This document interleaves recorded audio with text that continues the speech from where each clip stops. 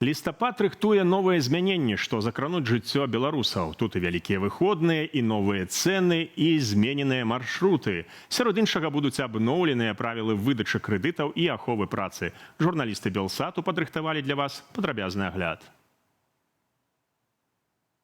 Адразу 3 выходныя запар. Пачнуцца яны ў пятніцу 7 лістапада. Гэта прызнаны ў Беларусі выходным дзень кастрычніцкай рэвалюцыі. Таксама з 2 до 9 лістапада беларускія школьнікі пойдуць на восеньскія вакацыі. Не пазней за 17 лістапада беларусы павінны аплаціць маёмасныя падаткі, транспартавы, зямельны і на нерухомасць. Імаверна, з пачатку лістапада зменіцца велічыня бюджэту пражыткавага мінімуму. Гэта пацягне за сабою прапарцыйнае змяненне розных сацыяльных выплатаў і пенсіяў. У лістападзе зноў пачнуць уручную кіраваць цэнамі. З 15 лістапада марх уводзіць гранічныя цэны на гародніну і яблыкі. Беларусаў чакаюць таксама змены ў выдачы крэдытаў, абмежаванні на зняцце наяўных бескантактавым спосабам, чарговае падаражэнне цыгарэтаў і канец ільготаў для пенсіянераў на праезд у цягніках рэгіянальных лініяў эканом-класу. Падрабязнасці агучаных зменаў, а таксама што яшчэ новага прынясе лістапад, чытайце на belsat.eu.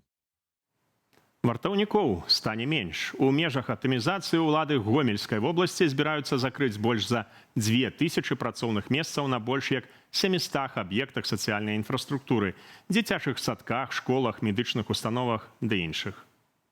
Адпаведна, працу страцяць мноства вартаўнікоў. Замяніць іх збіраюцца сістэмаю сігналізацыі, якую абслугоўвае і бярэ за гэта абаненцкую плату дэпартамент аховы МУС. Паводле выдання «Флагшток» гэтую інфармацыю пацвярджаюць тендары на закуп ахоўных паслуг з выкарыстаннем сігналізацыі. Напрыклад, такія шукае Цэнтр алімпійскага рэзерву ў Жлобіне. Раней улады даручылі бюджэтным арганізацыям і органам дзяржаўнага кіравання аптымізаваць штат сваіх спецыялістаў. Вартаўнікі, якія ў хуткім часе страцяць працу, імаверна, будуць першымі ахвярамі гэтай аптымізацыі. У Менску гарэў склад уцяпляльніка побач з гандлёвым цэнтрам «Авіямол» на вуліцы Брацкай у раёне Мінск-Свет. Ратавальнікі далі рады з моцным агнём і задымленнем. На шчасце, абышлося без пацярпелых.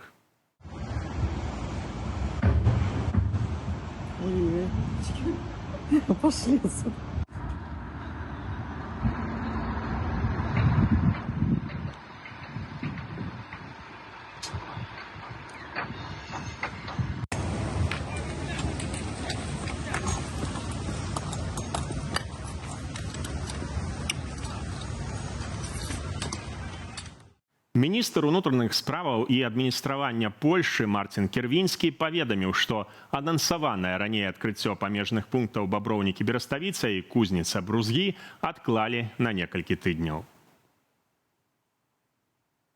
Прычынаю Кірвінскі назваў закрыццё Літвою мяжы з Беларусю. Літоўцы партнёры Польшчы і польскі бок падтрымлівае іх у адпаведным рашэнні. Між тым, праз закрытую літоўскую мяжу працягваюць расці чэргі на мяжы з Польшчаю. Паводле дзяржаўнага памежнага камітэту на пераходзе Берасце-Тэрэсполь чарга легкавікоў павялічылася да 940. Аўтобусаў за некалькі дзён стала ўдвая больш – 68. Колькасць цяжкавікоў таксама павялічылася. Падрабязнасці на belsat.eu. Беларусы хацелі накарміць расейцаў шпігам сумнеўнага паходжання. У Рассельгазнаглядзе паведамілі, што ў Смаленскай вобласці паліцыя спыніла цяжкавік на беларускіх нумарах, у якім было 22,5 тонны замарожанага свінога тлушчу. Паводле дакументаў груз везлі з Менску ў Іванова, а вытворцам значылася беларускае мясаперапрацоўчае прадпрыемства. Правяранне ж, маўляў, хутка выявіла падроблены ветэрынарны сертыфікат і штамп уліку грузу пры пераездзе мяжы. Беларуская фура з падазроным грузам затрыманая. Масавы замор рыбы на тэрыторыі прылеглай да Бярозаўскай гідраэлектрастанцыі. Здарэнне расследуюць спецыялісты Рэспубліканскага цэнтру аналітычнага кантролю, Белгідрамету і Бярозаўскай інспекцыі аховы жывёльнага і расліннага свету. Тэхналагічны канал выкарыстоўваецца для скідвання падагрэтай вады з дрэс і яе наступнага ахалоджвання. Першапачатковае абследаванне не выявіла дакладных прычынаў замору, аднак ёсць пэўныя заканамернасці.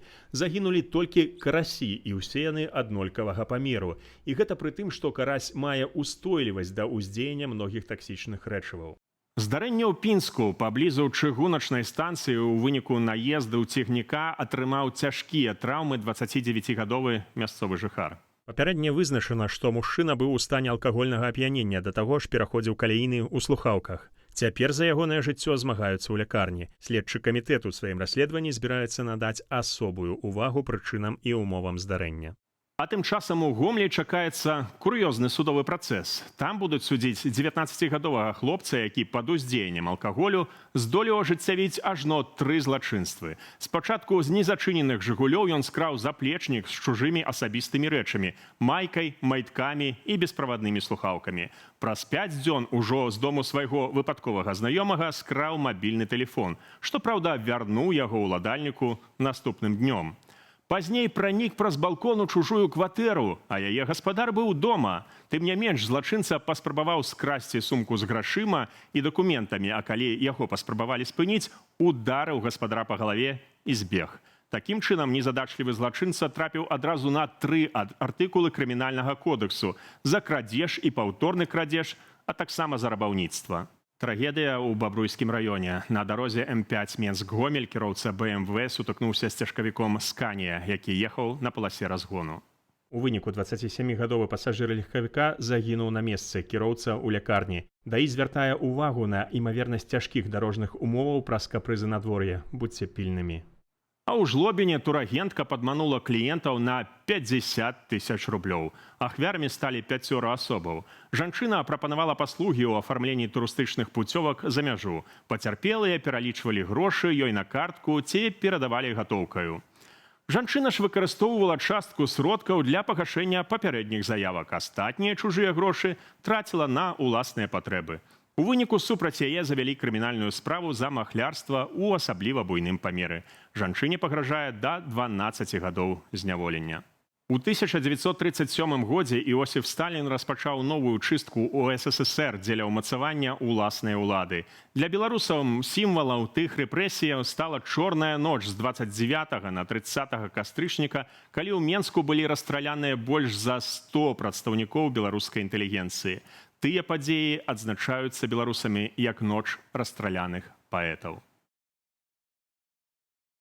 Сігналам для пачатку масавых рэпрэсіяў у СССР стаў расстрэл 12 чэрвеня 1937 года 8 найвышэйшых кіраўнікоў Чырвонай арміі, у тым ліку маршала Міхаіла Тухачэўскага і кіраўніка беларускай вайсковай акругі Іераніма Убарэвіча, які праславіўся ў 20-м годзе задушэннем сялянскіх выступленняў у Менскай губерніі. Падчас справы Тухачэўскага ў Менску 10-19 чэрвеня 1937 года ладзіўся 16-ы з'езд камуністычнай партыі Беларусі, на якім была ўзнятая тэма пошукаў і выкрыцця ворагаў народу. Гэтаму быў прысвечаны даклад першага сакратара беларускага ЦК Васіля Шаранговіча. Ён заклікаў выкарчоўваць ворагаў і патрабаваць ад суда найвышэйшага пакарання. Падрабязней пра праявы і наступствы сталінскага тэрору, у тым ліку для культуры Беларусі, чытайце на belsat.eu.